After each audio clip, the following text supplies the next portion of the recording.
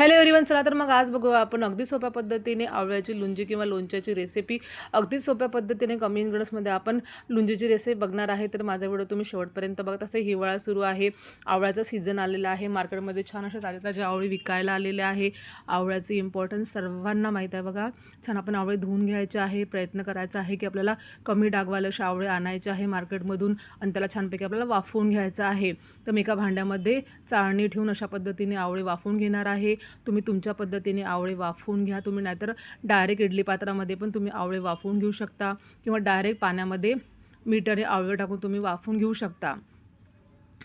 आवळ्याला अशा भेगा पडायला लागल्या की समजायचं आपले आवळे वाफवून झालेले आहे आणि त्यामधून अशा पद्धतीनं आपण बिया लगेच अलग करून घ्यायचं आणि अशा पद्धतीनं आपण आवळे डिवाईड करून घ्यायचे आहे.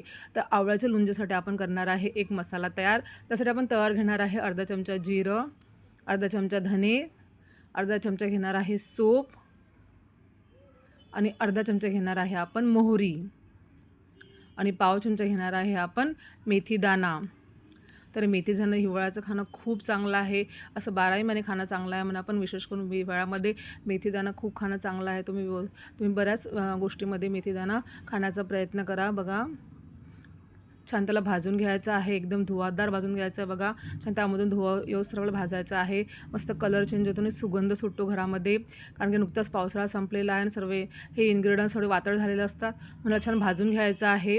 भाजल्यानंतर मिक्सरमध्ये टाकून घ्यायचं आहे, थंड करायचं आणि जाडसर फिरून घ्यायचं आहे. आता आपण काय करणार आहे, एका पॅनमध्ये घेणार आहे तेल.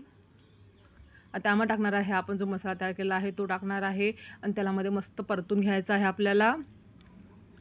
छान मसाला परतला गेला की त्यामध्ये टाकणार आहे आपण वाफवलेले आवळे. आता छान असं परतून घ्यायचं आहे आपल्याला आवळे.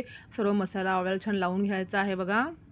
हे मसाला जो आहे तो खूप टेस्टी लागतो लुंजीसोबत. तुम्ही अशा पद्धतीची लुंजी एकदा नक्की ट्राय करून बघा, खूपच टेस्टी होते. आता त्यामध्ये टाकणार आहे आपण हळद आणि थोडीशी मिरची टाकणार आहे, तिखट टाकणार आहे आणि चवीनुसार आपण मीठ टाकणार आहे. जास्त तिखट आपल्याला टाकायचं नाही आहे बघा. आणि त्याला मिक्स करून घ्यायचं आहे अशा पद्धतीने. आता त्यामध्ये टाकणार आहे आपण गूळ. बघा गूळ टाकायचा आहे आवश्यक तेवढा आणि त्याला छान मिक्स करून घ्यायचं आहे. गूळ मिक्स करताना ते हळूहळू त्याला पाक सुटत जातं बघा, पाणी सुटत जातं त्याला. बघा छान असं त्याला पाणी सुटतं आणि मस्त पाकामध्ये आपल्याला छान असे आवळे शिजवून घ्यायचे आहे. खायला खूप टेस्टी लागते बघा. जसं ते लुंजी मुरत जाते तसं ते आणखी टेस्टी होत जाते बघा. किती छान त्याला पाक सुटलेला आहे. आता यामध्ये छान शिजवून घ्यायचा आहे बघा. कलर चेंज झालेला आहे आवळ्याचा. आता तुम्हाला एका थंड करायचं आहे, एका काचेच्या भरणीमध्ये भरून ठेवायचं आहे. तुम्हाला माझी आजची रेसिपी नक्कीच आवडली असेल तर माझ्या व्हिडिओला लाईक करा. भेटू नेक्स्ट व्हिडिओमध्ये. Bye bye.